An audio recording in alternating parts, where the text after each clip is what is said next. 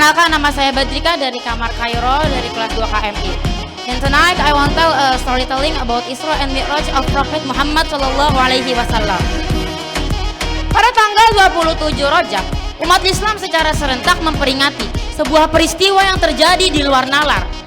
Peristiwa tersebut dinamai dengan peristiwa Isra Mi'raj Nabi Muhammad Sallallahu Alaihi Wasallam. Dan pada tahun 2023 ini kita sudah memasuki tahun yang ke-1444 dalam Hijriah. Menurut beberapa sumber, Nabi Shallallahu Alaihi Wasallam melakukan Isra dan Mi'raj pada tahun ke-10 kenabian, tepatnya pada tanggal 27 Rajab 621 Masehi. Sebagaimana yang kita ketahui bahwa Nabi Muhammad Shallallahu Alaihi Wasallam lahir pada tanggal 12 Rabiul Awal di tahun Gajah, tepatnya pada tahun 571 Masehi. Isra Mi'raj terdiri atas dua peristiwa yang luar biasa yang terjadi di dalam satu malam, yaitu Isra adalah perjalanan Nabi dari Masjidil Haram ke Masjidil Aqsa di Yerusalem, sekarang Palestina.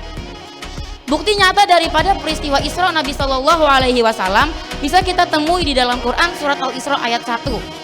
Sedangkan Mi'raj adalah perjalanan naik Nabi dari langit dunia ke langit ke-7 hingga ke Sidratul Muntaha. Allah berfirman di surat An-Najm ayat 13-18, karena dalam surat itu intinya adalah perjalanan Nabi Mi'raj. Pada saat ingin melakukan kegiatan Isra dan Mi'raj, Nabi Shallallahu Alaihi Wasallam berada di masa-masa yang sulit. Masa tersebut dinamai dengan masa Amul Huzni, yang artinya tahun berduka cita.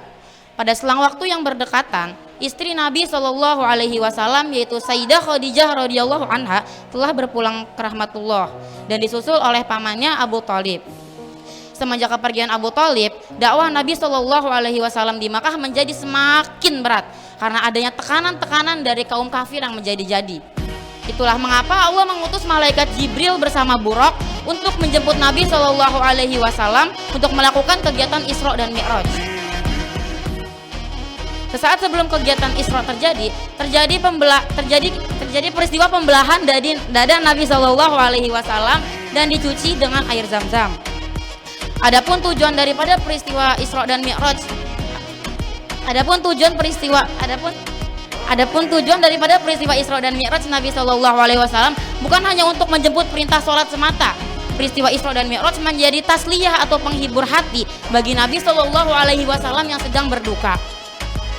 Dan melalui Mi'raj, Allah menunjukkan kekuasaannya sekaligus menjadi penegas bahwasannya surga dan neraka itu benar-benar ada. Maka dari itu, hikmah terbesar daripada peristiwa Isra dan Mi'raj di era kekinian ialah sebagai momentum untuk mendaur ulang kembali keimanan dan ketakwaan kita kepada Allah Subhanahu wa taala. Sekian storytelling dari saya. Wabillahi taufik wal hidayah. Wassalamualaikum warahmatullahi wabarakatuh.